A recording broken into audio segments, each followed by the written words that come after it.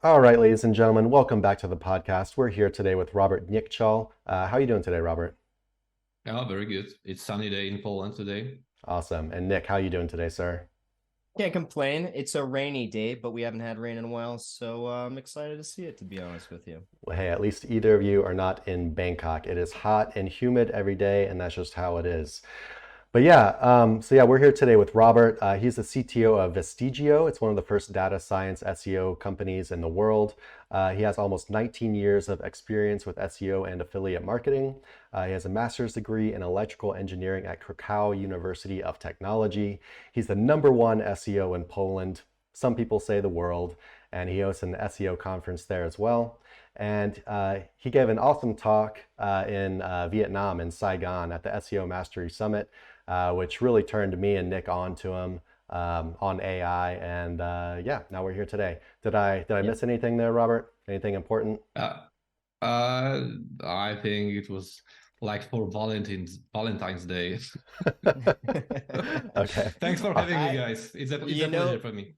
right on. Yeah, we're really excited to have you. I mean, this might ruffle some feathers a little bit, but quite honestly, there was no speech that I think gave me and Chris as much momentum at the Mastery Summit as yours did. And not just blowing smoke, but really, it was awe-inspiring. And we've watched it a couple of times since we've been back, just getting ready for this interview. And each time it's like, there's more notes to be had. For Yeah, sure. really phenomenal. Yeah, really, because I think both of us, Pleasure to hear it. yeah, I think both of us at the time hadn't really done too much with AI yet, or we were kind of messing with it or whatever. But then your speech kind of came along and just like it just got us so pumped up to use AI and just go make some money with it. So um, Yeah.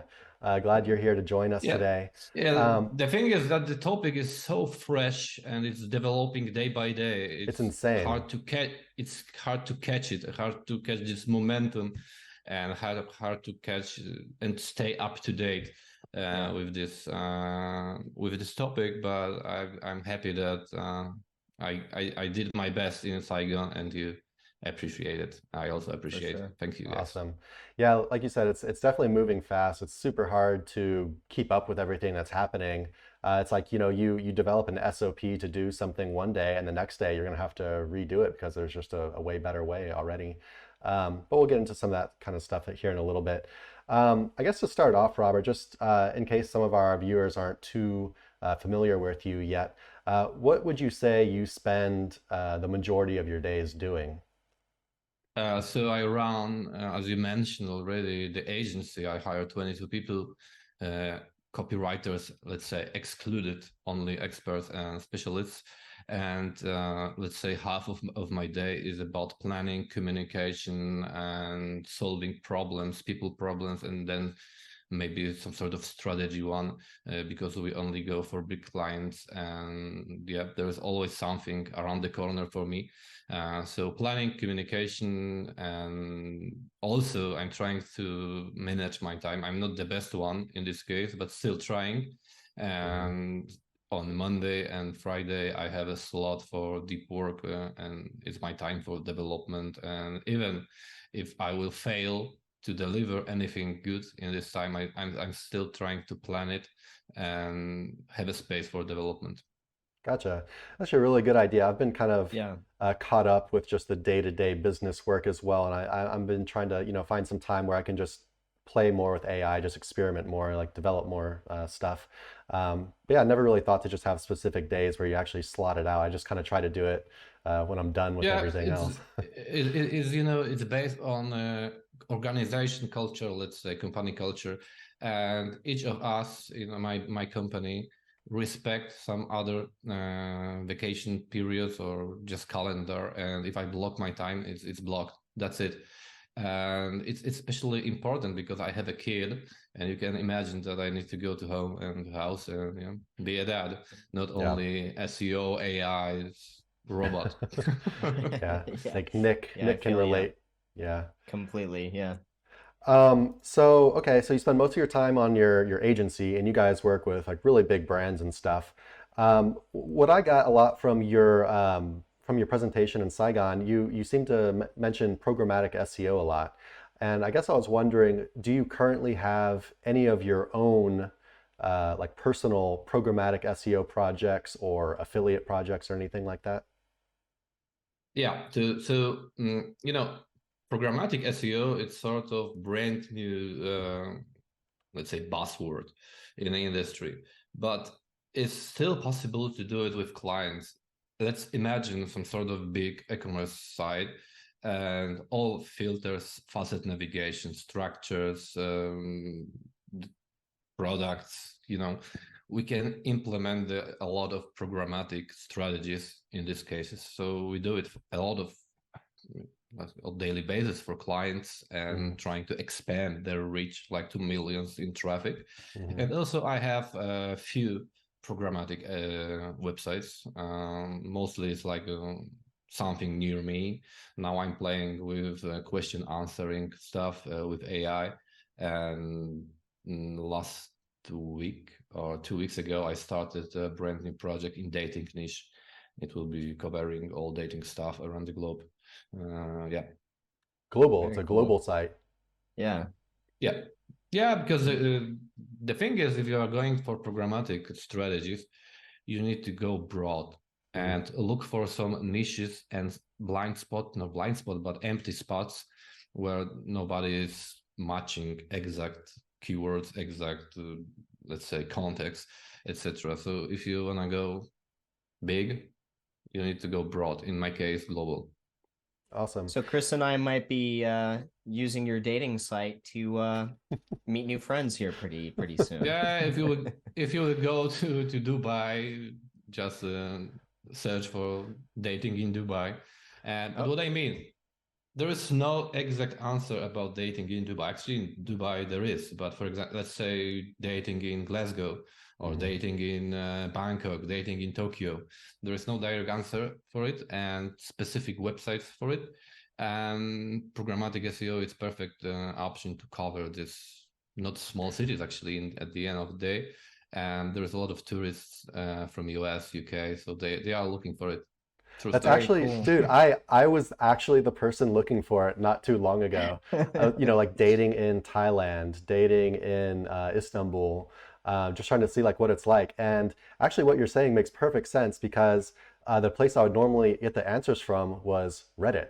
And so that's like a super popular strategy is like if you see Reddit ranking #1 for something, just go like, make an actual website about it and beat them out. It normally tends to be kind of easy to beat Reddit, right?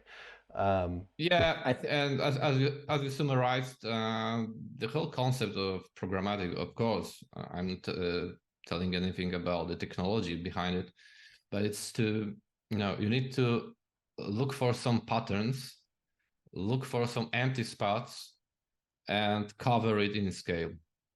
That's it. And today we have amazing AI technology and large language models, so it's a perfect time for us to cover these empty spots, especially in pattern style keywords. Gotcha. I love how you're just open about jumping into the niche. You're jumping into automatic, placements that you're looking to attack, etc. Because a lot of people that we have on or that we speak to, generally they're very quiet about the niche they've entered, yada yada. But you've got, obviously bold confidence, which is, probably why you're one of the top SEOs in the world, if not the top SEO in the world. It's not about the confidence. There is a lot of smart guys in the industry, and I named like this dating niche, but still, somebody else will figure it out shorter or later. And for me, it's and no competition in this case. And also, there's a lot of SEO materials around all verticals. But the thing is, somebody needs to do it and execute at the end of the day, and it's the problem. So for me, it's not a case to go to the big stage in Poland or whatever in the world and show this sort of stuff, because at the end of the day, somebody needs to do it, and it's a problem. Yeah, and like you said, That's awesome. execution ends up being a problem for a lot of people. I know it's a problem for me, dealing with a lot of stuff. I just need to actually get it done. But yeah, do you do any affiliate stuff anymore? I know at least in your past you might have done some affiliate, but or do you just have too much work on your hands with the agency and the programmatic projects you do? Affiliate is only the form of monetization. So Yeah. if I go with this dating site, for example, I need to have some sort of monetization. And in this case, I will, add some affiliate, I don't know, adultfriendfinder.com, whatever. Gotcha. But still, I have few affiliate projects, especially in a low niche in Scandinavia. I'm in Denmark, Finland. But the thing is that there is too much Google updates nowadays to predict how business and how it will go in the future. So I'm trying to stick more to my agency one because it's more predictive and I can even do some sort of forecasts. I know how many leads do I have, how to sell something, how to scale, and I can predict that I will double the business in following year or 2 years. In affiliate, it's much harder to make any forecast, especially in this sort of your life, your money niches.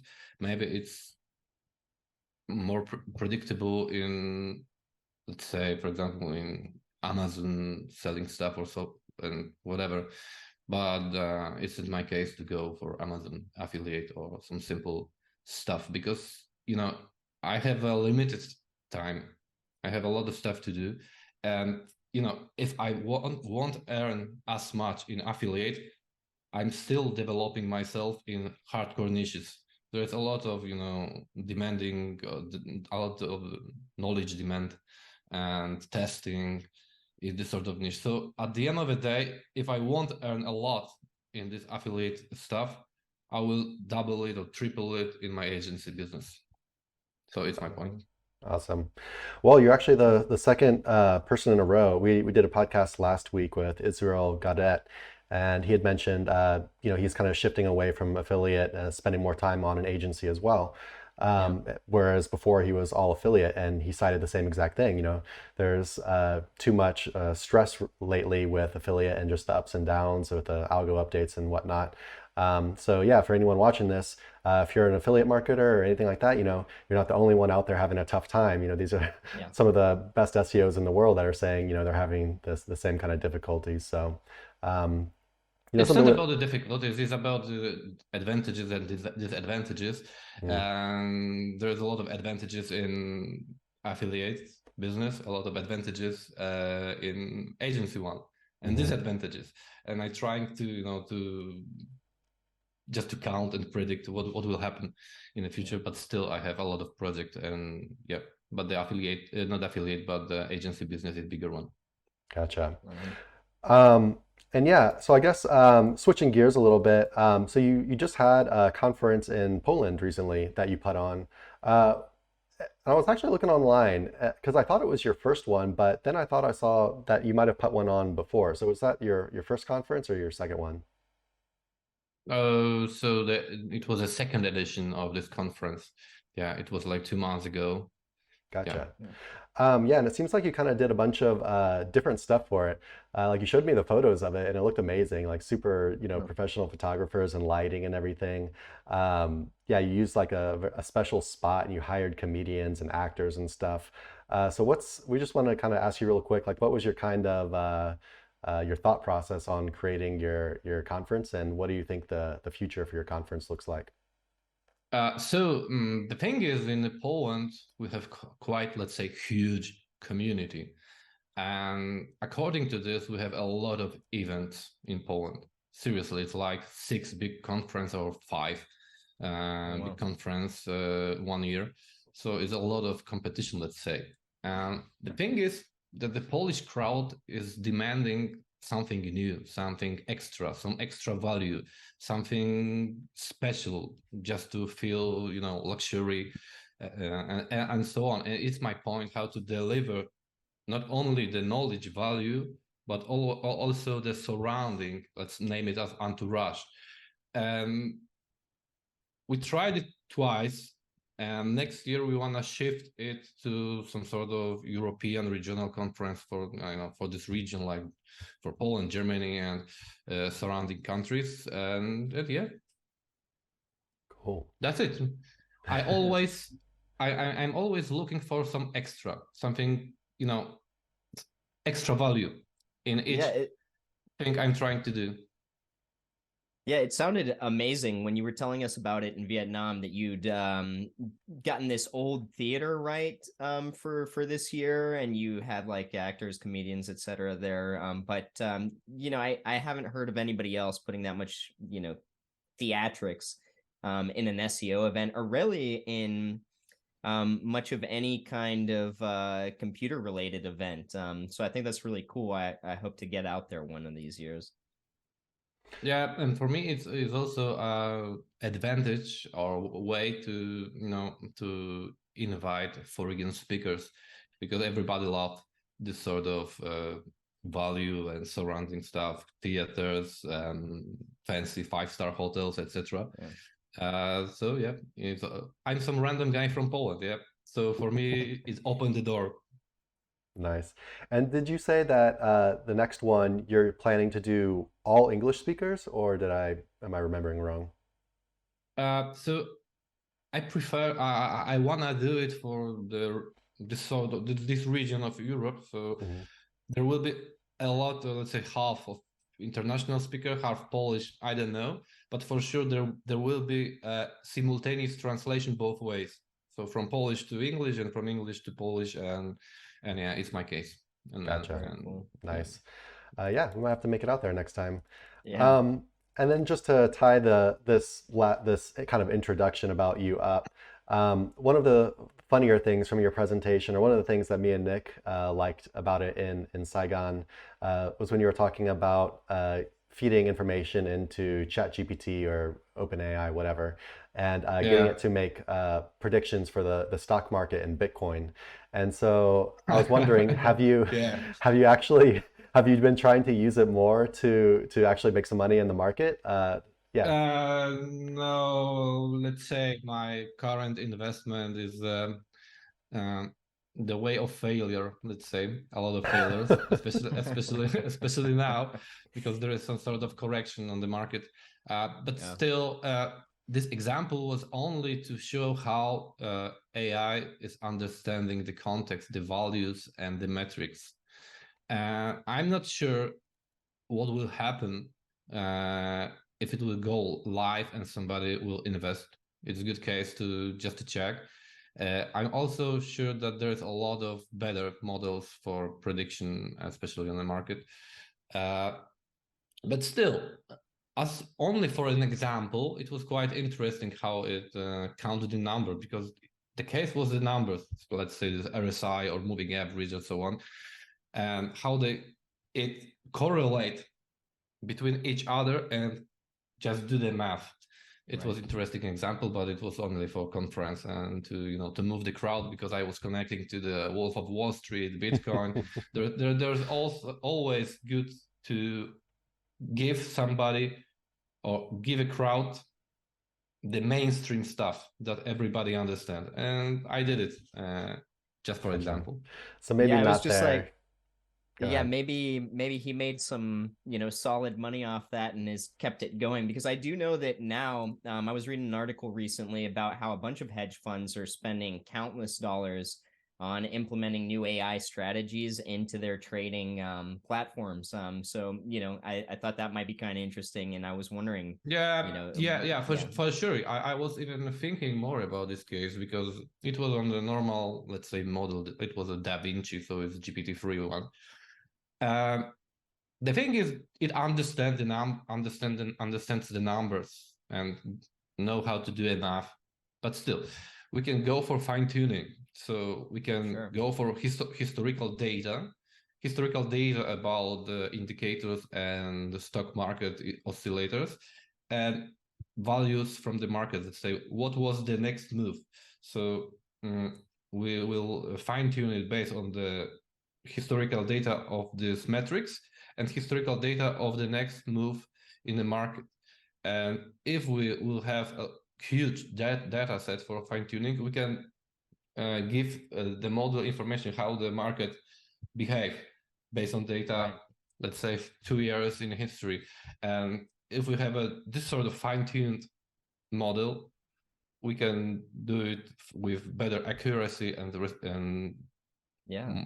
it will be more responsible to invest real money to the market instead of just having random one. And there is also one more thing, because I just mentioned this fine-tuning process, which sounds quite okay for me. There is some sort of hallucination for large language models. And, if you want a completion, it can, hallucinate about the situation. If we give the historical data, so we will feed the large language model based on the historical data, the hallucination will be much more smaller, and I think is a way how to do it. Yeah, when you Gotcha. say hallucination, you're talking about like basically AI, if it doesn't quite understand or if it doesn't quite have the answer to something, then it'll kind of create its own answer, right? It's not about the answer, about the knowledge. If it doesn't have the knowledge about something, it counts only the probability of the next word in the sentence.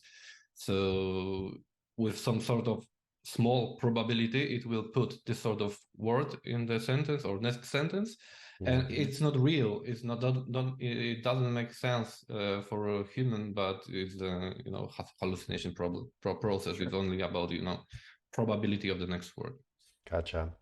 Mhm. Yeah, so what are the things you're mainly using AI for now, like in your actual work? Oh yeah, so in agency we use AI for content planning, for content briefing, for checking the content, and a lot of content stuff with AI, and also we're trying to proofread the content based on AI, because we assume that if AI will give us the answers about the content quality, content topical something, let's say topic of this content or main points in this content, etc., Google will understand this piece of content same way, so we can just validate the content based on few, let's say, metrics, or not metrics, but prompts, and then we have proof that it's good to publish, and for sure it will rank or it won't rank. We are playing with some sort of clusterization based on AI, because these older models have perfect embedding possibilities. So we're trying to embed the keywords and the distances, and then trying to cluster is to the topic, and then content briefing, planning, etc. So it's always something content related in our case. And also we're trying to extend the options in Google Sheets. It's simple but still there is a plugins to Sheets, Google Sheets, so people can extend the audits, sort the data, and optimize something inside the Sheets, Google Sheets. And so it's in my agency. As for my projects, of course, the programmatic one and content generation, and also content optimization, still content. Gotcha. Even 2 days ago, I started the trick with optimization of table of content, because if you have a long form article, AI won't understand what is on the button, or the summarization will be about only some part of the content, not about the whole article. And if we play with table of content, the results are much better. And I'm asking how to extend this content if everything is semantically related, etc., etc. So still, it's a level of validation for me. And then some sort of summarization, key points, FIQ extension, and so on, so on, so on. And from programmatic, it's just a printing websites. Cool. So did you say you use it for creating like outlines for articles? Yeah. In agency, we're trying to implement it, but we have a big client, so we can't deliver strict AI outputs. So it's just the process inside of the content team. So the girls in the content are asking AI to give headings, questions, so on, and then they are cleaning it and developing it just much faster and with better accuracy. Gotcha. So do they do that in conjunction with maybe looking at some articles that are Yeah, already exactly. ranking? It's just the part, because we still believe, especially in agency, because it's for clients, not for us, Yeah. that there is always need of the human input in this case, just to make sure everything is correct, everything is related to the market, to the keywords, how people in Poland especially search for things, and what's the expected answer, etc. So there's always human input in this process. Gotcha. And Sorry. yeah, you're good. Could you talk a little bit more about how you're using it to, I think you said to proofread your content or to improve your content to make it better after it's already been written? Yeah. So is about the extraction of the key points, for example, and the value from the content. Let's say we have some piece of content, and we can ask some things about this content, about entities, about what's main point of this content, key takeaways. About we can ask some typical question based on this content and expect the answer. For example, based on this content, explain me blah blah blah. We can then figure out how the language model understands the core. I name it as a micro semantic, and the way of this, how the content is structured, and then based on the answer, think if it's correct or Wow. not. And I think everybody can imagine a lot of points just to ask the AI about the content and validate the answer on their end and on their end. That's awesome. I It's guess awesome. maybe I'm behind on the AI, but yeah, that's the first time I've ever heard someone say that. So basically, you're saying, here's my article. You plug it into AI and you say, what are the main points or what is this part about? And if it gets it Yeah, wrong, that means you haven't done your job right writing the article. exactly. Because the thing is, we have a human perception, but the Mhm. Google has machine perception, and in this process, let's say we are jumping to the machine perception of the content validation. And yeah, Google will validate it same way, or if not same way, quite similar one. Yeah, so, That's yeah, crazy. and That's smart. as an extension, you can actually in GPT-4 there is 32,000 tokens possible, so you can copy paste Mhm. search guidelines or helpful content rules, Mhm. and validate this content based on the rules of helpful content or product review or whatever, and vote. For example, if you, let's say, you are copying pasting the helpful content guidelines, then asking for mine 5 questions or 5 points in the whole guidelines. So it will be something blah blah blah, something blah blah blah, something blah blah blah. You have this sort of questions, and then you copy paste to same let's say playground or even to ChatGPT. No, it's in ChatGPT. It won't be possible. Your content, and ask AI to vote it based on the search quality guidelines or helpful content guidelines Mhm. in score of 1 to 10. Yeah. Mhm. And it's the next option to validate piece of content. Yeah. Why Yeah, not? good Yeah, stuff. you showed us that in Vietnam. Phenomenal stuff. Yeah, I watched your one of your old podcasts with Diggity, but it's like from a year ago talking about AI, which is kind of funny just how much things have changed since then. But one of the Yeah, things you kept but saying, I was right. It was you were right. before the Yeah, hype, before the this whole stuff and the boom, let's say. yeah, Yeah. It was 1 year ago, more than 1 year ago. Yeah. Yeah, but for sure, you are definitely right. You nailed it actually, and yeah, I recommend anyone go watch that podcast as well, just to you can see how things have changed, and maybe take a little faith in Robert for your AI predictions.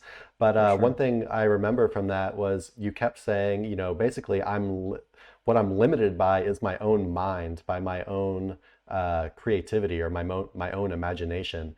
And that's just kind of what I'm thinking of now that you're talking about using AI to basically say like what are the main points of my article if it doesn't understand it. Basically, my imagination is too small, and I'm still not thinking like as big as I need to Actually, really.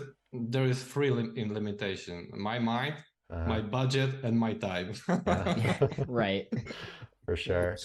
Um, so speaking of your budget, are you mainly using AI through ChatGPT or OpenAI Playground, or are you like pulling the API out and like what are you doing with it to actually use it? So for quick stuff like proofreading my English or some quick stuff, I will go for ChatGPT. I'm trying to only to use the GPT-4 in this case. Is always GPT-3. But for professional one, I rather prefer the playground and direct, let's say, connection to the model, because there's few options on the right. I can customize it and it makes sense for me. And then if I go, let's say, big, it's always API. I can't imagine that I will copy paste something. It's always connected to some sort of database. For me, it's always MySQL because I know it. Some simple scripts, or maybe not simple, which will connect and then proceed the answer and trying to, do something with it, put to the database, and then next one, next one, next one, next one, next one, next one. My last ratio or last speed, let's say, it was 150,000 content pieces per day. Yeah. Per That's not day. fair. That's It's not fair, man. You're It's smarter. not You're fair at smarter all. I than mean, us. like, We I can't compete know with I'm that. like, yeah, but still, Google is smarter. It's not only about the speed and the amount of the content, because Mm. Google, I'm not sure if you know it, maybe you do. 2 weeks ago or 3 weeks ago, Google introduced information that they implement spam brain directly to the rank brain on indexation level. So Google tries to, penalize this sort of activities, like a lot of content on mass movement, yeah. website printing, only on indexation level. So at the beginning of the whole process.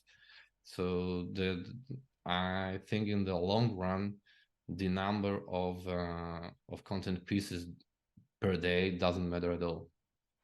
So that was something, Interesting. yeah, that I wanted to ask you, is because I've kind of seen people saying both sides of this. Some people say it doesn't matter as long as it's good, and some people say that they think that basically if you post a lot of content very fast, maybe Google doesn't penalize you for it, but it triggers some kind of filter where they start looking at your site more in depth to see exactly what you're doing if you're doing anything wrong. Do you have any views on that?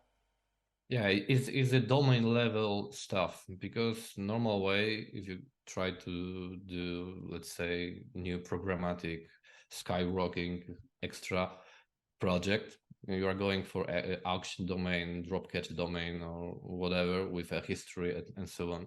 So it's empty at the beginning. And the beginning is the most important period when Google will penalize you. And you need to do or have a good strategy just to gain the momentum or gain the initial trust, and then you can expand it. Few months ago, you can directly post a lot of content pieces on this sort of domain, and it was perfectly fine, because the next spam brain stuff, it will be like in 3 months in the future. But now it's like my latest tests, it's like 3 weeks. So Okay. it won't index at the beginning to a few 100,000 pieces, and then you will be penalized. So other strategy will be to buy some sort of domain or website with the history, like 4 years in history, and then the trigger will be bigger. So you will have a time of few months before you will get the penalized in this case. Yeah. Right. So it's a a long run to go for the numbers. It's better to go for first thing, user intent. In a few cases, I will explain it more. But to being completed, let's say, to post the completed cluster, topic, semantic, whatever, and then you add in one time you publish something completed instead of some random numbers. Yeah. And if it's completed, Google will understand the connection, semantics, stuff, keywords, relations, internal linking, etc. And it will be much easier to pass this examination at the beginning and then grow in the future. But still, it's changing on a weekly basis, so it works now. I'm not sure it will work in next month, but it makes sense for me to be, let's say, smaller, but more accurate and completed, and then grow. Yeah. Okay. And one more thing, I mentioned user intent in this case at the beginning, because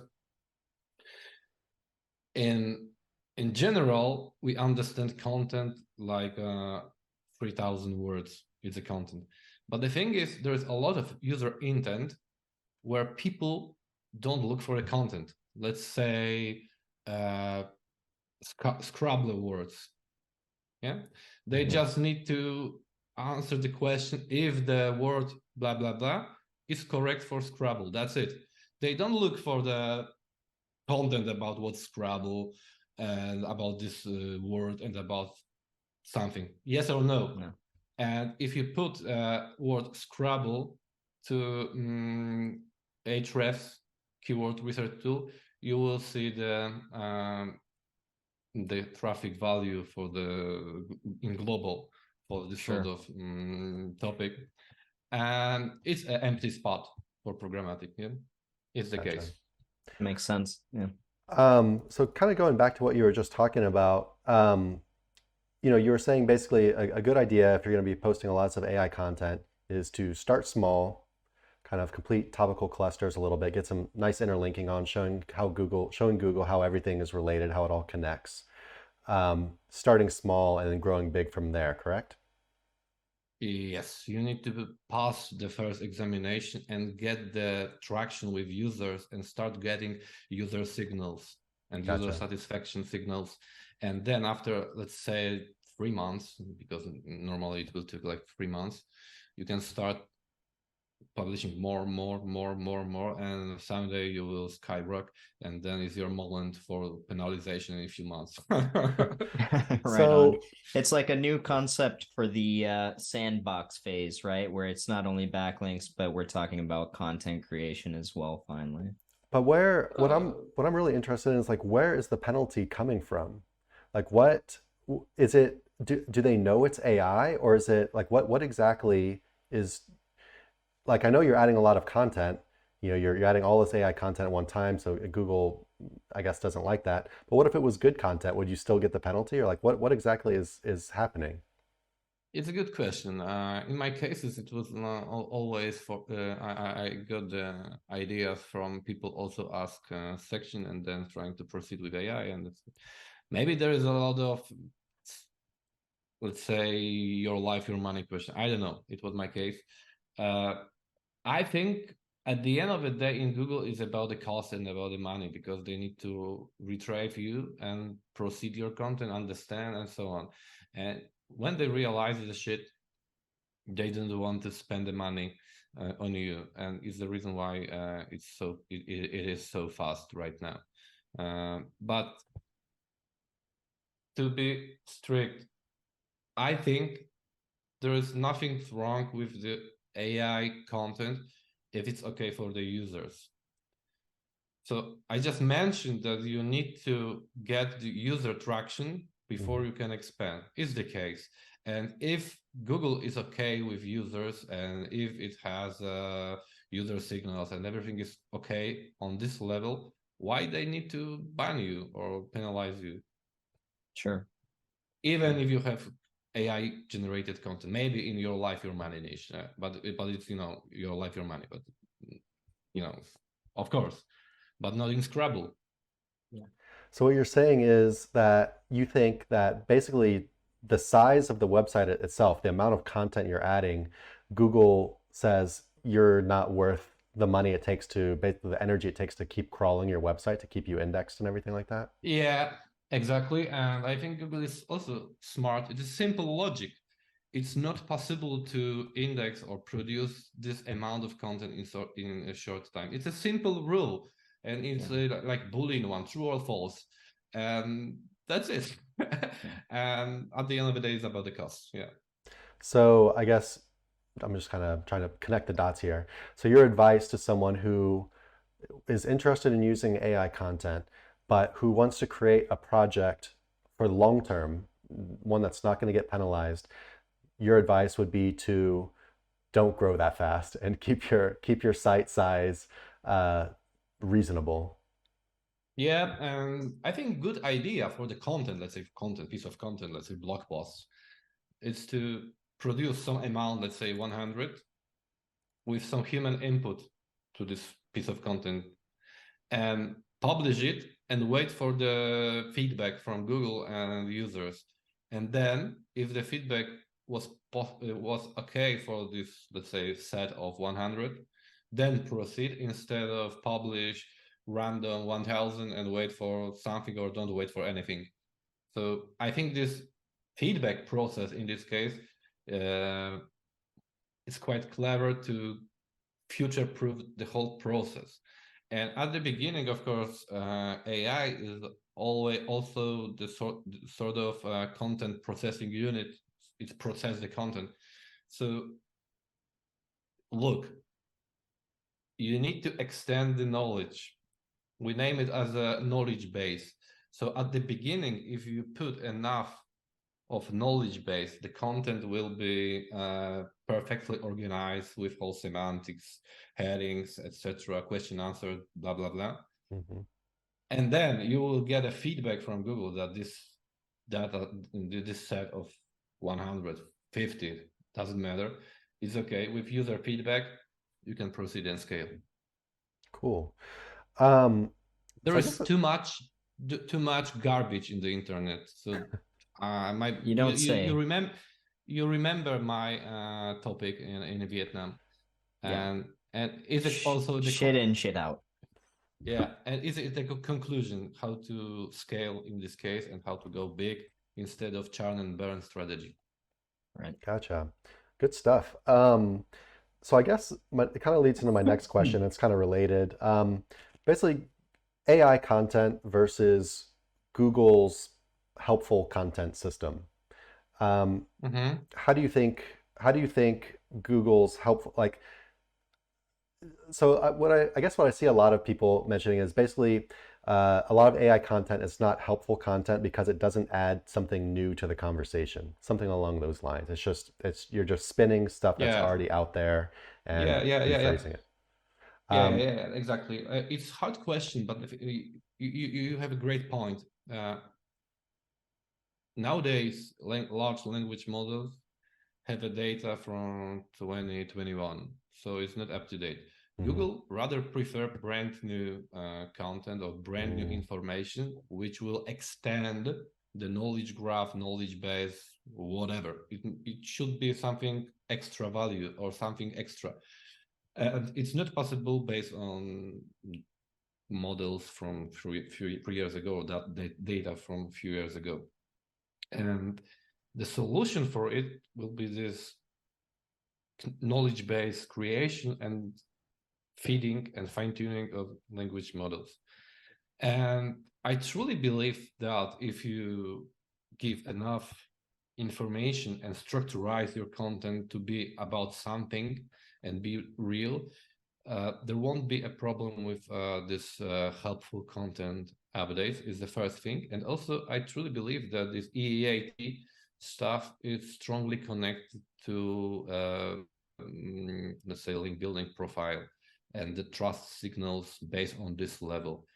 Of course, the content is not connected, but if you have a great domain and great, let's say, structures, etc., signals, it's worth to give 5 minutes to check it, to check the content, and to make it more input in the process instead of random prompt, write me a 500 article about something, blah, blah, blah.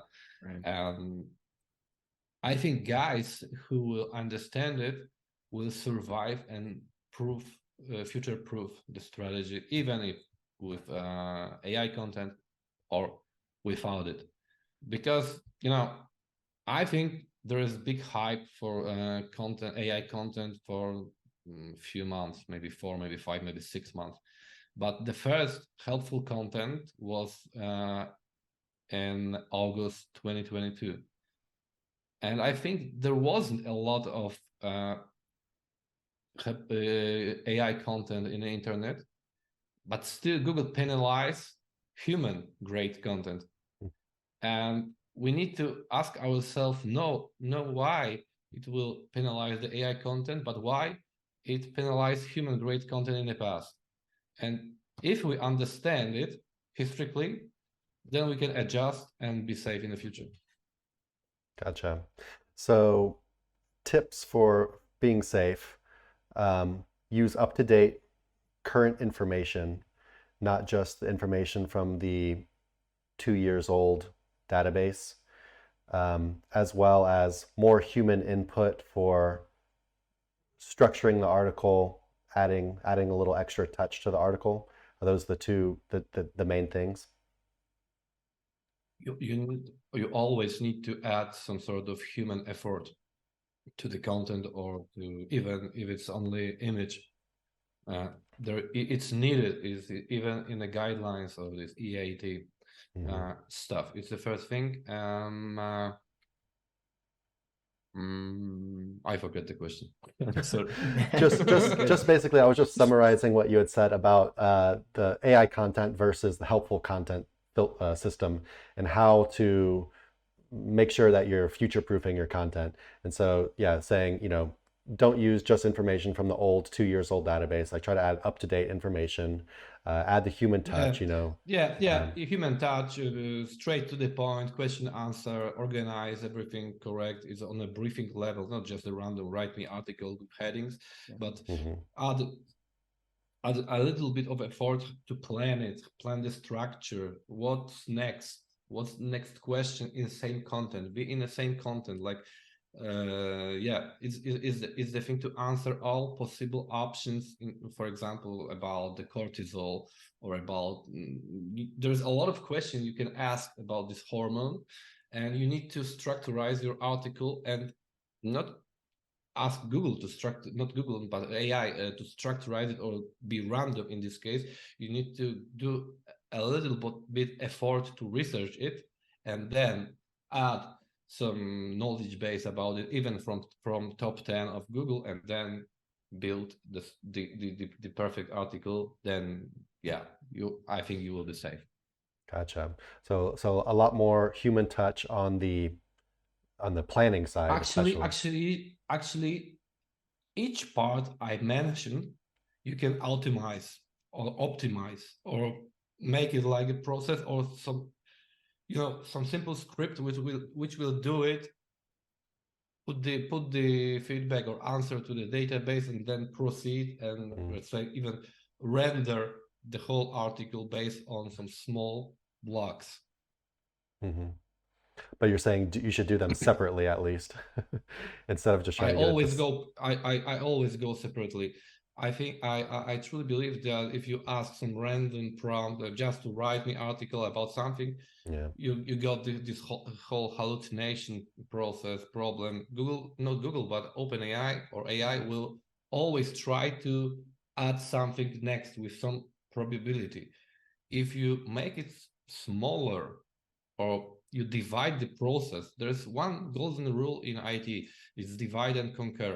So if you plan the whole article and semantics and headings and question, answer, and so on, and it's in one vector space, let's say about the cortisol, and then you split it to smaller problems, instead what's cortisol, how to protect yourself of cortisol, how to lower your level of cortisol, whatever. And then you ask smaller questions based on big knowledge base at the beginning. The whole result or output will be better accuracy and better quality. And then based on this, let's say 10 blocks of small problems, you render the whole article. And Gotcha. the result at the end is much better.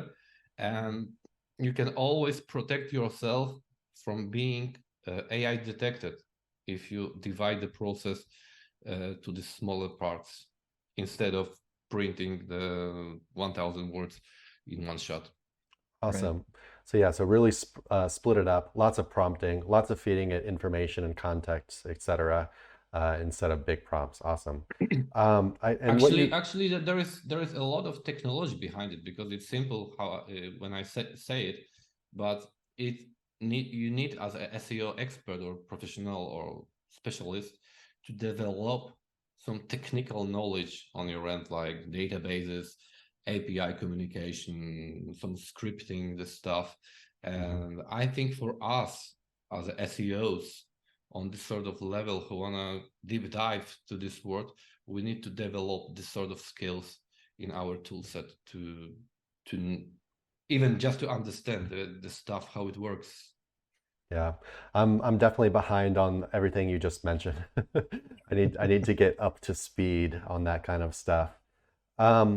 Something you had talked about before was AI content not being detected, and this is kind of I feel like I'm going to know your answer for this, but I have to ask anyway. What do you feel about AI detectors like Originality.ai?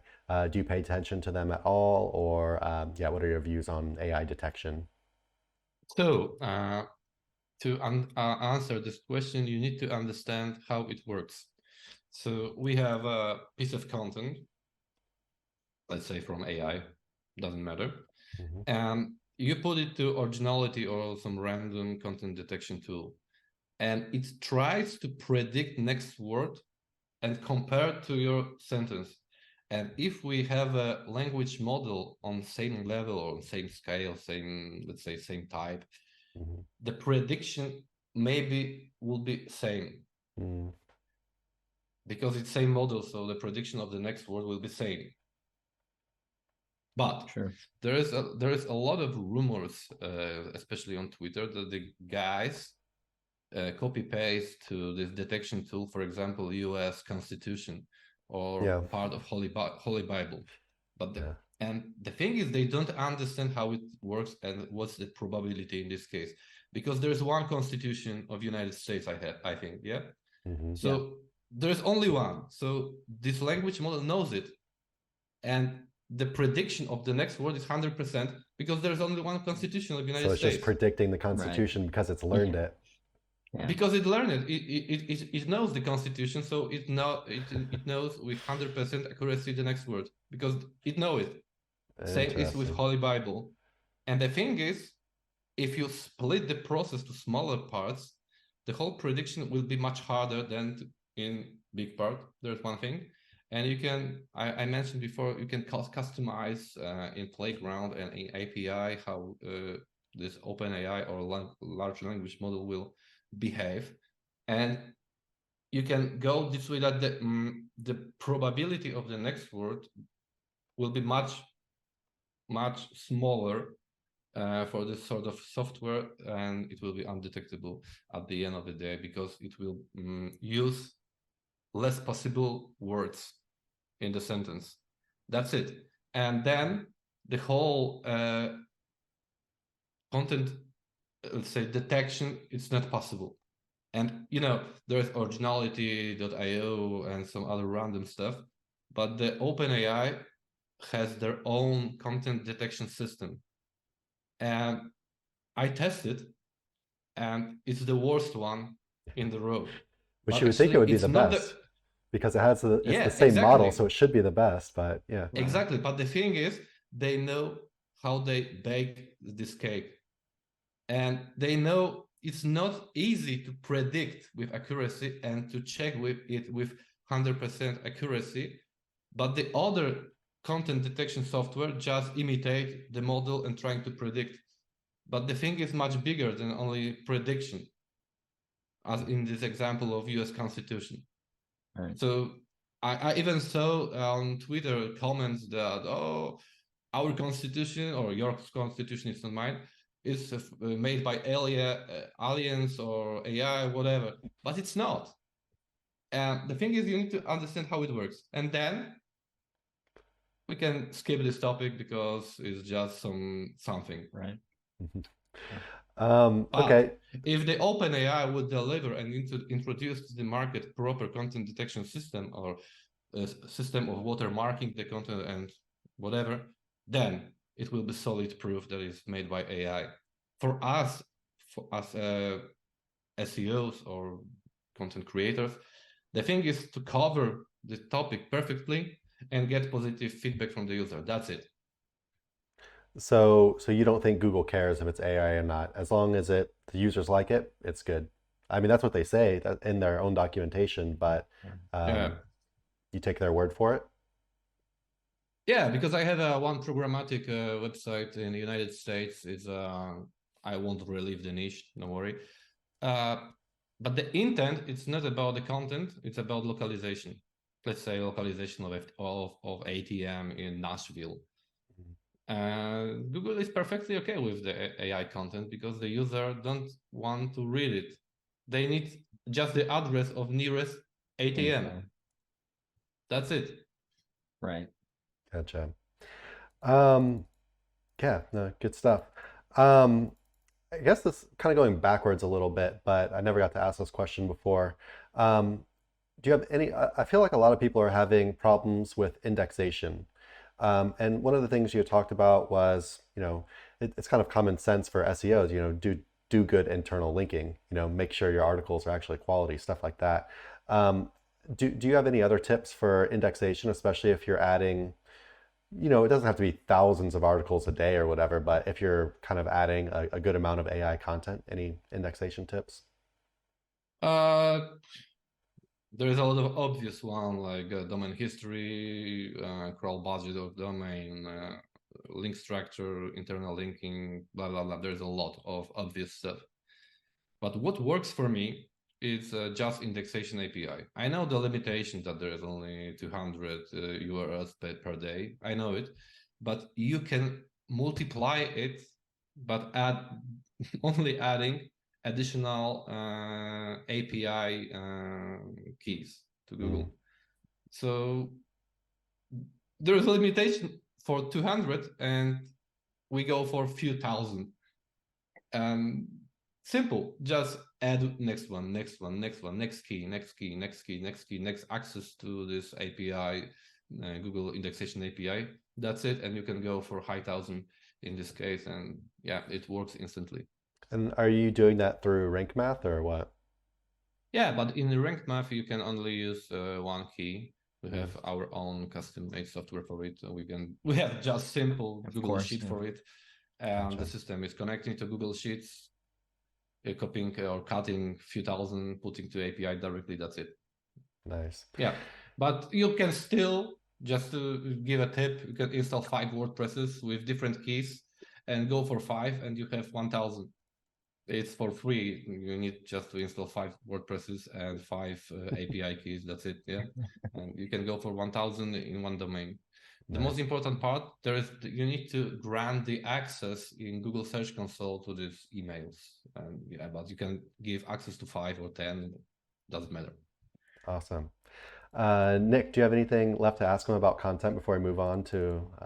Well, not so much about content, but since we haven't dove into it at all, we've talked about a lot of your projects being, content driven, right? What are you doing as far as backlinking goes for these campaigns? Are you focused on that at all? in agency, we have normal link building campaign, Sure. normal link building budgets, and we grow, place links. It's normal. But for programmatic SEO, I truly believe it's not worth to invest in links, because one piece of link in the United States will cost like 500 or something. The thing is to buy the perfect domain at the beginning. And it's the hardest part, because you can't control the history of this domain, can't control some possible bans, penalties in the past, and so on. So it's the hardest part. But I truly believe it's the only way to grow in this case. And yeah, so for me, there is no link building for programmatic websites. It's only domain level.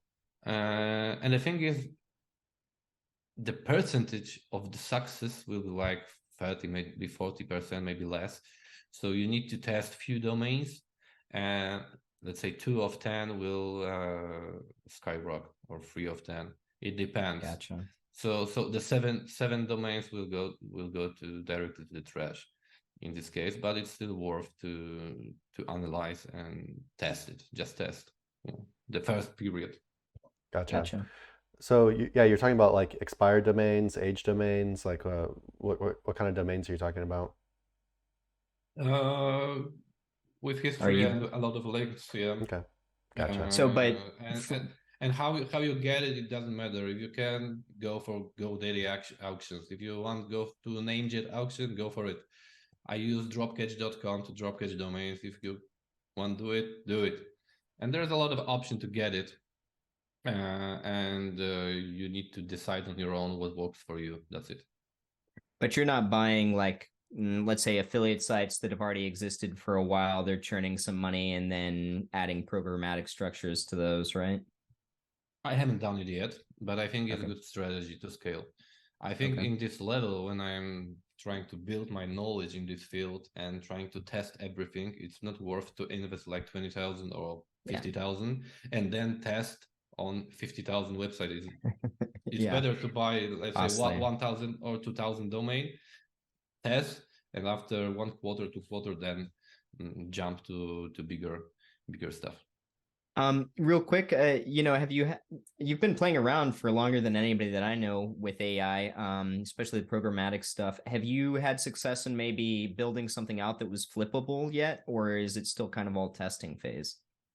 It's like a fresh topic for me. Still, I play a lot with it, but it's still not time to flip website. I truly believe if you can deliver the value, you can flip it. Imagine even this,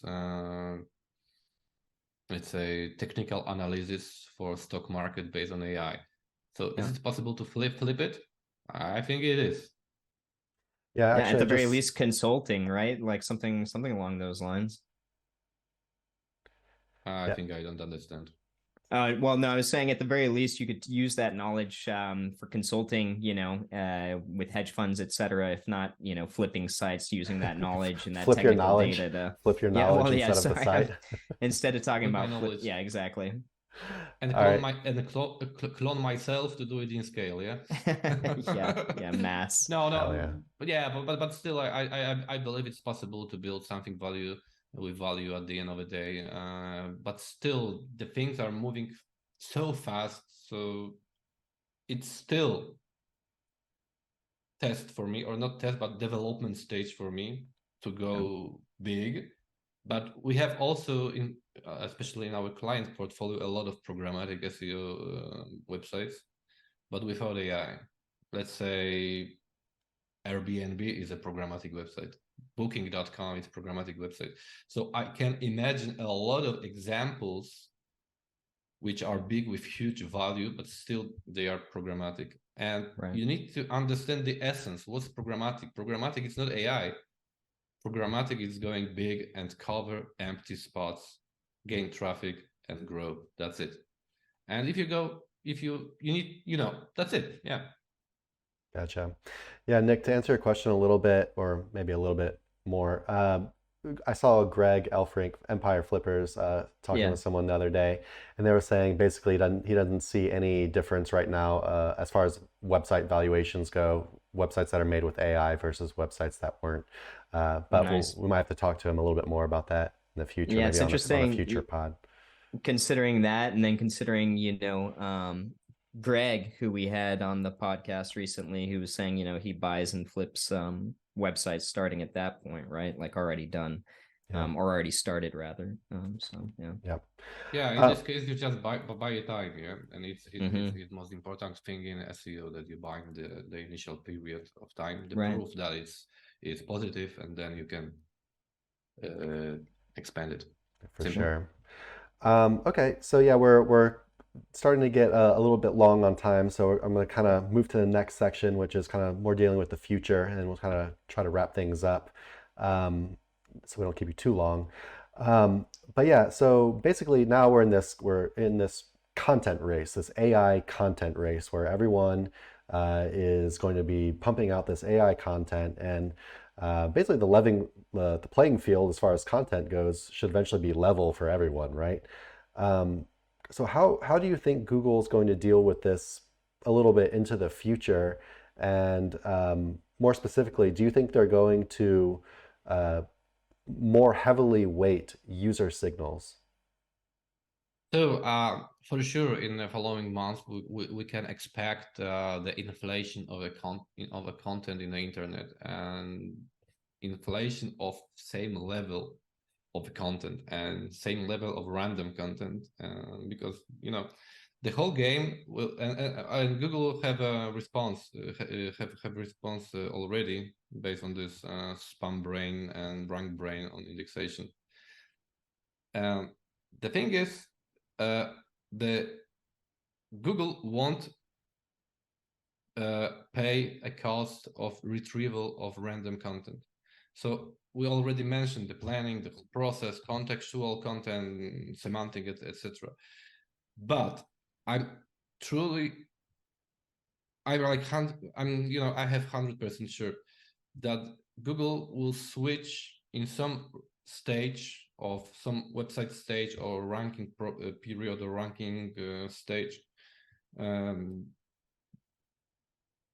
more value to user signals. It's hard to measure it because we don't know how to measure it actually, but I'm like 100% sure it will happen. I think it has already happened, but for sure in the future it will be bigger ranking signal. But one thing, it's not a ranking factor, it's a difference. It will be ranking signal. Is a little bit difference between two words. And yeah, I have even case studies from last week actually. My client posted some viral material on TikTok. It went viral in Europe, like 11 millions of viewers, 1 million likes. The content looked like this. Yeah, it was like spike or search. And believe me or not, I can show you proof, even a proof that the website with this with traffic search or spike, I don't know which word is better, rank instantly on top 3 in Google. It was like top 7, top 8, top 7, top 8, something like that. Just after this TikTok viral and brand search and brand demand in Google, directly to top 3. But the thing is, the viral took like 2 days or 3 days, and then traffic go like this. Same with position. And what's the outcome of this situation? It's not about some random action and viral one-time situation. You need to prove the value constantly and the traffic constantly and get the signals constantly. Then Google will rank you higher. And yeah, Awesome. 100% sure. Yeah, true story.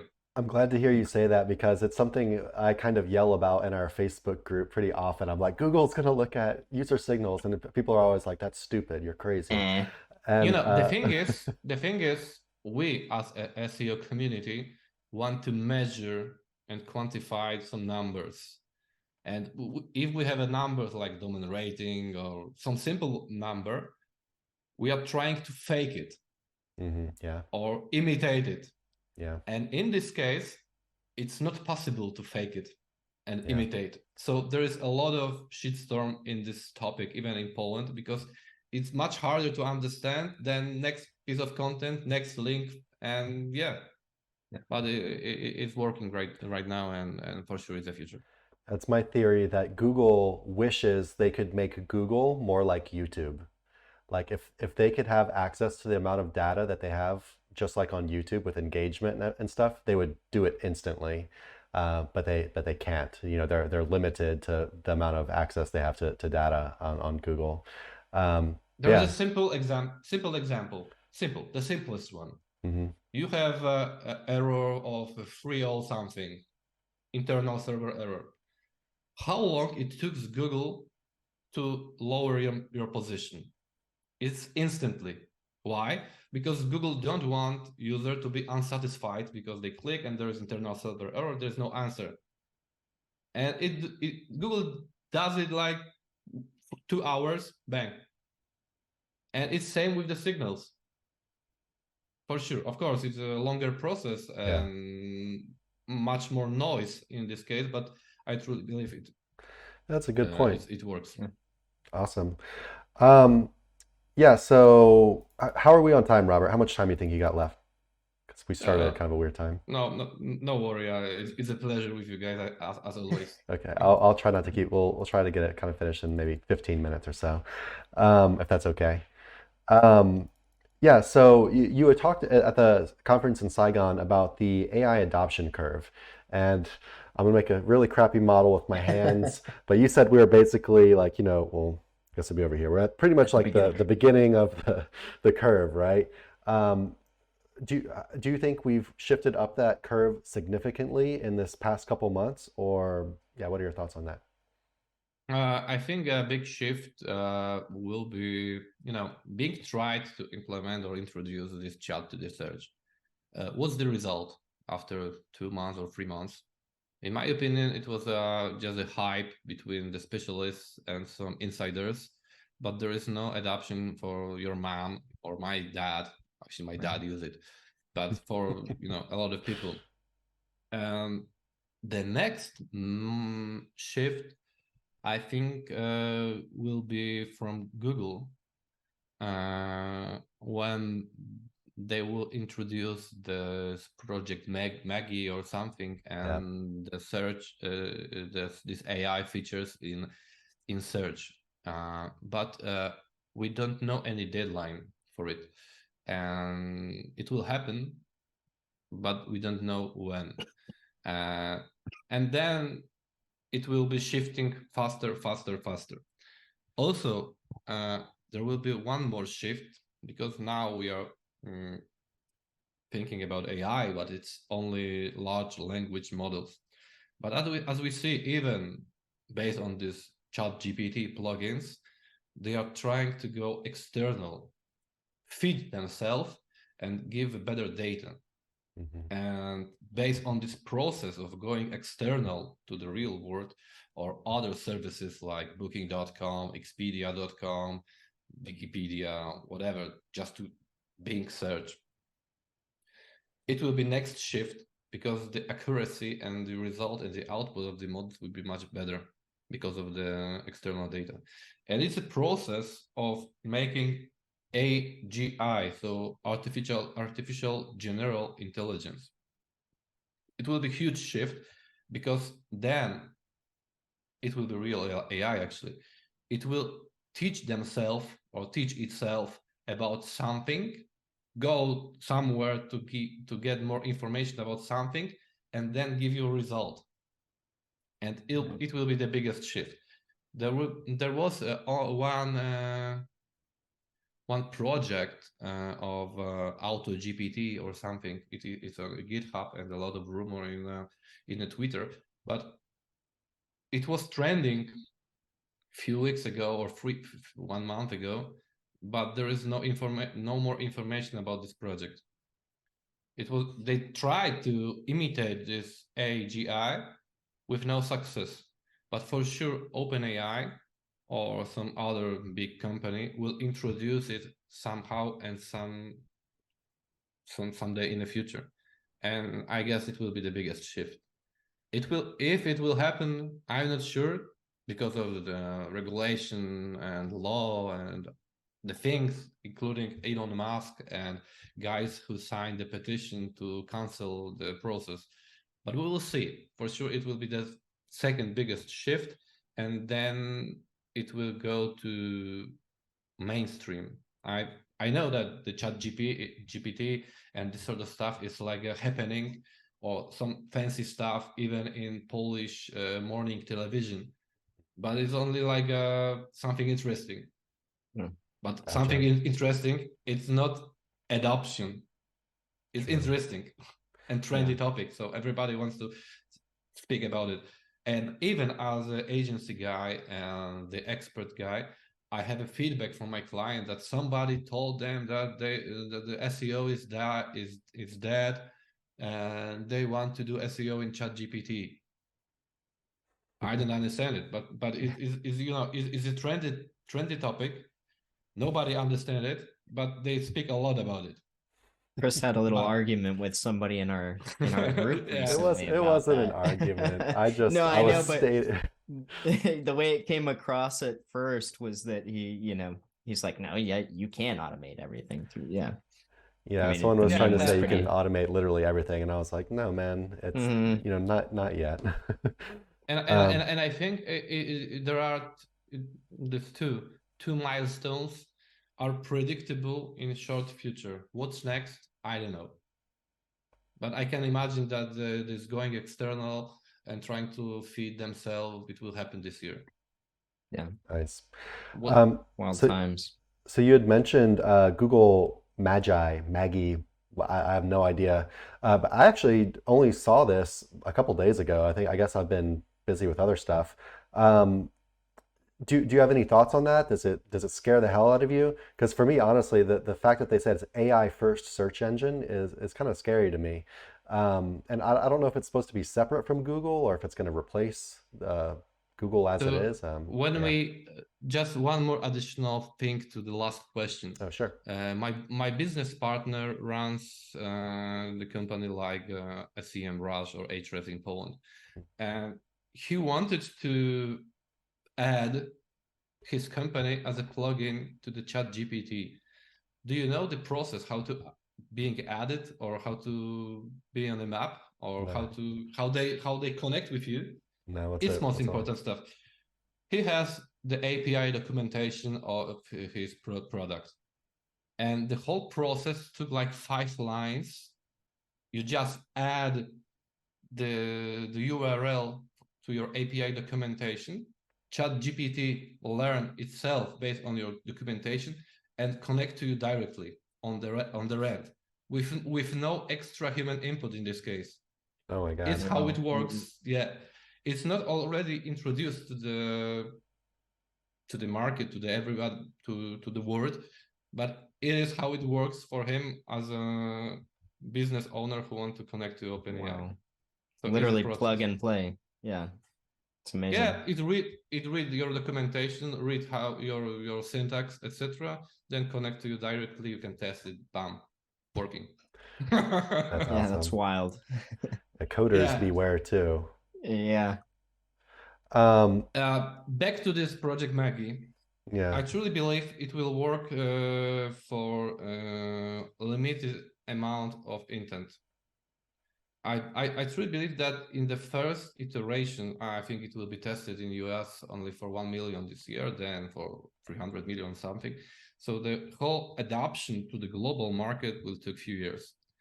And for sure, they will start with intent like how to bake potatoes, how to cook pasta, how to some simple direct answer. It's same like as in voice search. There is one answer in voice search, and it will be same how to make pancakes. But I can't believe in the first round they will go for e-commerce and business keywords, because there's a lot of products, a lot of different type of something, a lot of reviews, something that this class language model doesn't know. So for general knowledge, 100% sure.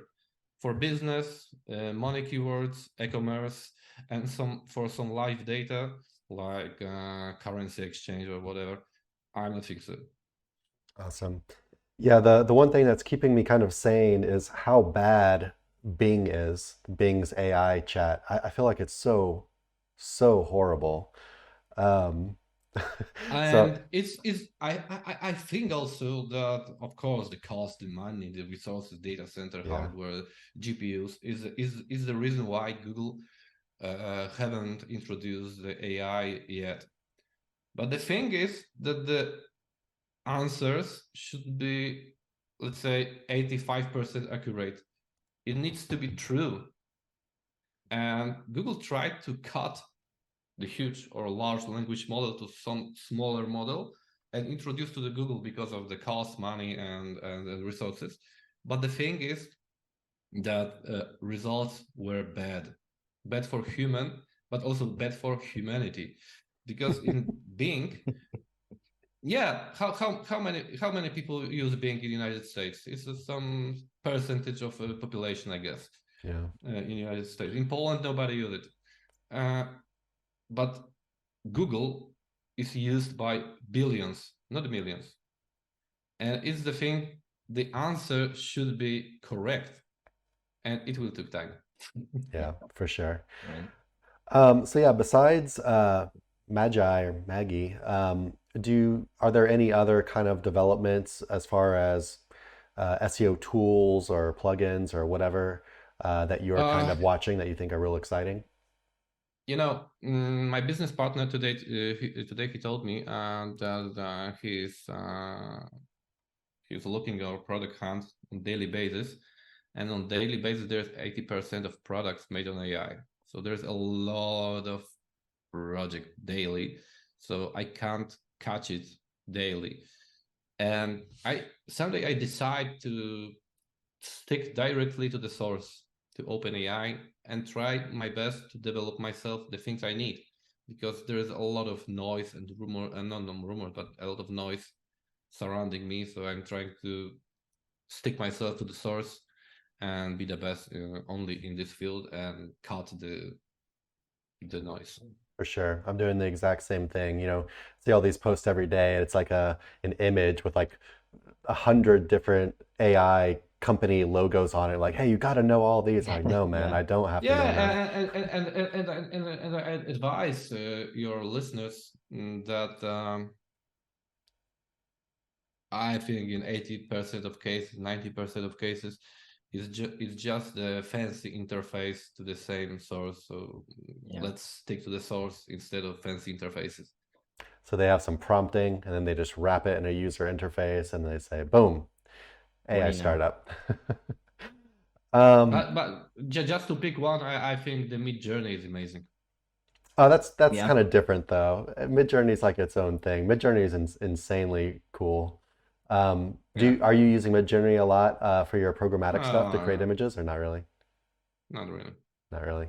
I've always been saying I want to start using it more. I'm going to at some point, but not quite yet. Yeah, so now that AI seems like it's kind of here, it's not going anywhere, it's not a fad. What are your thoughts on the SEO industry? I know at the conference you had talked about, we don't have anything to worry about soon because there's the sheer processing power it would take Google to detect stuff or to whatever would just be so expensive.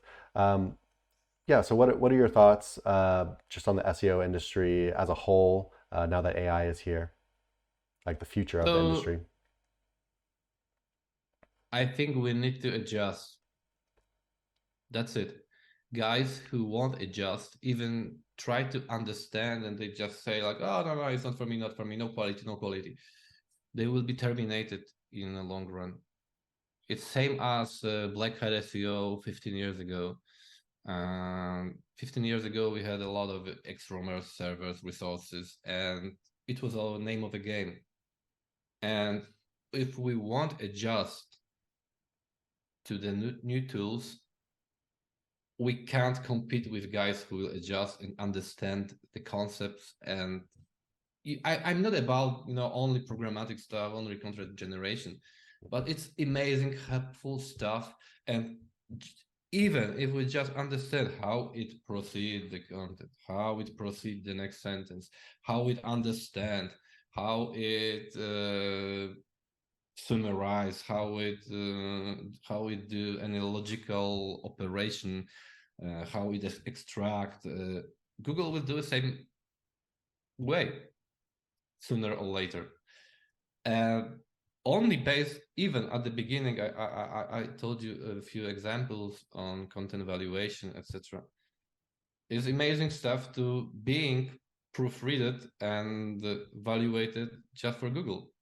So yeah, I'm not about sticking, like say 100% to it, but just understanding and adjusting to the new rules. Yeah. That's it. I feel like a lot of SEOs are not going to try to understand, and they're going to try Yeah. to pump out a bunch of AI content, and then they're going to have insane traffic surges, and then they're going to crash down, and then they're going to quit SEO. I feel like there's a bunch of people that are going to be quitting SEO in the next like year or two. Yeah, I but see that. we as an SEO industry, we had a lot of Google updates in our history. So we understand the process of changes.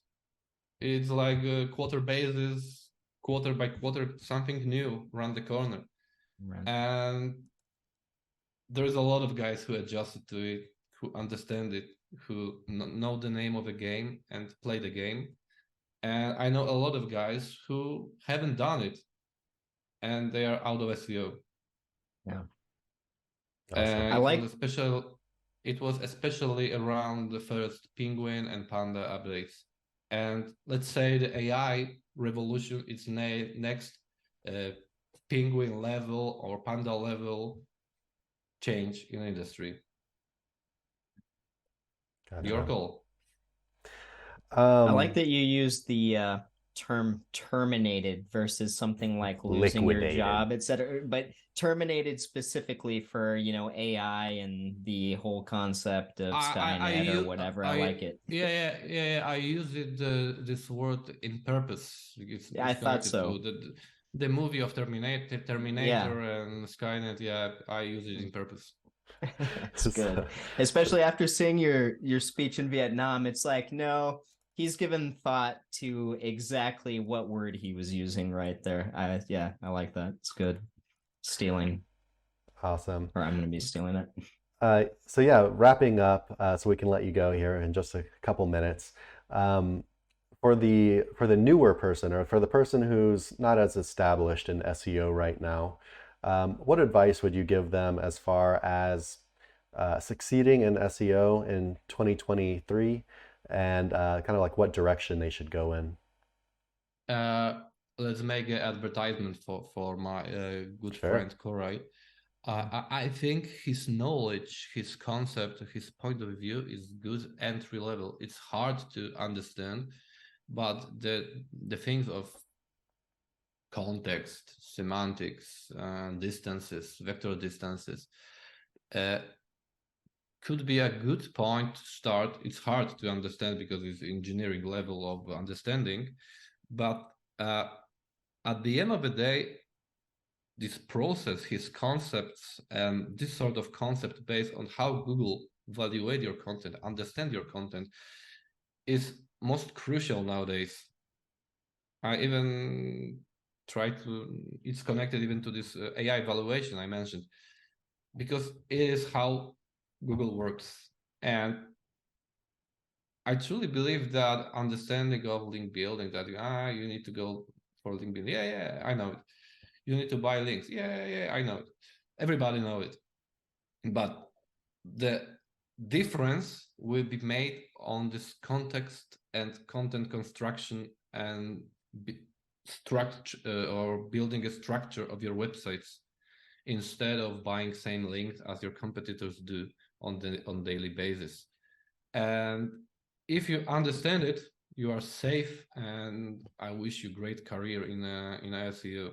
If not, of course, there's a lot of types of or fields in SEO, like technical one. Yeah, if you feel more technical, go for it. It will be always useful to to build structure, optimize, audit structure. Yeah, link building, sure. But this part, I think in the long run, in next year, will be most important, and it will make a difference because there will be inflation of content in the internet and inflation of content, yeah. And if not only content, but your structures, your context, your semantics, your everything, relations, and the thing how you build it will be better than your competitors, you will win the game. Awesome. So yeah, everyone's got backlinks. Everyone has the content now. So focus on the hardcore core method of doing things. There is always other option because it's Korai's one, it's his idea. I agree with a lot of stuff, and I have questions for a few of them.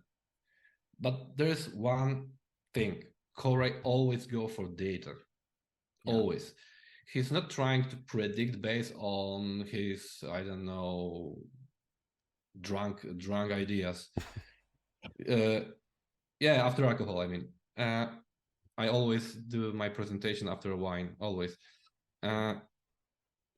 You can deep dive to data science also and understanding data, measuring data, collecting data, cleaning data. It is always go, and you will always win if you're making decision based on something, not about the Twitter groups or, you know, some random stuff which we have day by day in Facebook groups and random ideas. The data is most important field in SEO game nowadays. And then if you understand it, you know how to collect, shape, clean, and you can proceed to building the perfect structure based on data, not based on some random thoughts that, oh, it will works great. Yeah, for us as a human, but for a machine, they perceive different way than human brain. Right. Awesome. Yeah. Yeah, we haven't had data. Okay. So data and understanding, right? Yeah, you need to know what you are looking on. So just looking on something is just, you know. So it sounds like SEO might get a little more complicated. Yeah, we haven't, me and Nick both haven't had the time to do Corey's course yet, but we really want to. Hopefully sometime soon have some time.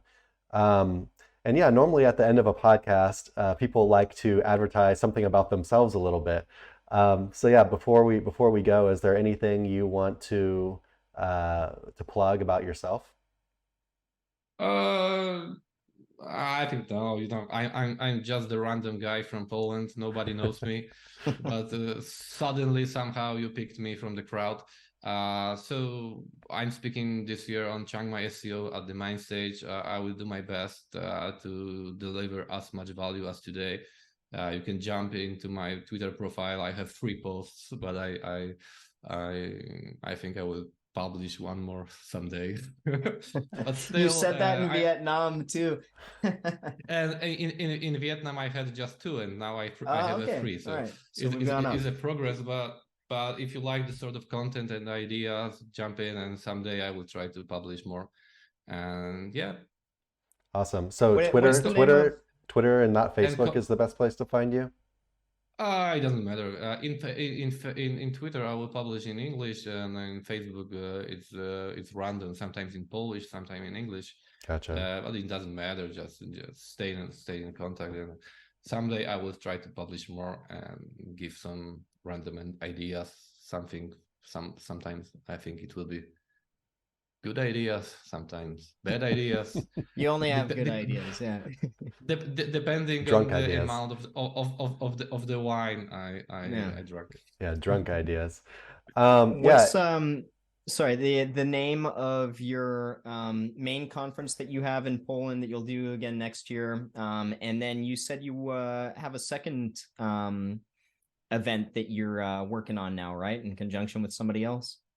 Yeah. So the name of the conference is Kulturalnie o SEO. It's in Polish. In English, it means cultural about SEO, and is the reason why we have a theater, fancy stars, TV hosts, and comedians, blah blah blah. And next year, I think it will be more English name, so maybe cultural about SEO. And yeah, I invite everybody from Germany, Estonia, Czech Republic, Slovakia, and surrounding countries, and also you guys and guys who wanna level up their knowledge. And I'm partnering with a few others conferences in Poland just to deliver the value and the content, because I know the guys, I know how to do it proper way, and I know the needs of the crowd. But yeah, I like it. Yeah, it's nice. Awesome. Right Well, on. yeah, I know Nick and myself as well. Can't wait to catch up with you in Chiang Mai this year. It's going to be great. We'll have a wine or five, see how things go. Yeah. But yeah, it's been awesome talking to you, man. I'm really glad you came on the podcast. You know, I think if you're watching this podcast and you didn't get any value of it, I don't even know what you're doing, because like I got so like more value out of this podcast than any article or person I've talked to in a very long time. So yeah, thanks again for coming on, man. And yeah, hope to see you soon in Chiang Mai or online or elsewhere. Thank you, guys. It was a huge pleasure. Thank you one more time for having me, and yeah, for sure. Let's do it one more time next year. Yeah, no doubt about it. We'll do an AI update. We'll update the world on the current movements of Magi and ChatGPT and whatever's going on at that point in time. And next drunk ideas. For sure. Yeah, maybe we do a little drinking next time, like we were planning on doing with Craig. All right, man. Thanks a lot. See you next time. Thank you, guys. All right. Hey everyone, thanks for watching. Be sure to check the links below for more info on this topic, as well as other cool stuff like SEO case studies, our Facebook community, and our link building services. And like always, please like, comment, and subscribe if you enjoyed the video. Thanks, and happy ranking.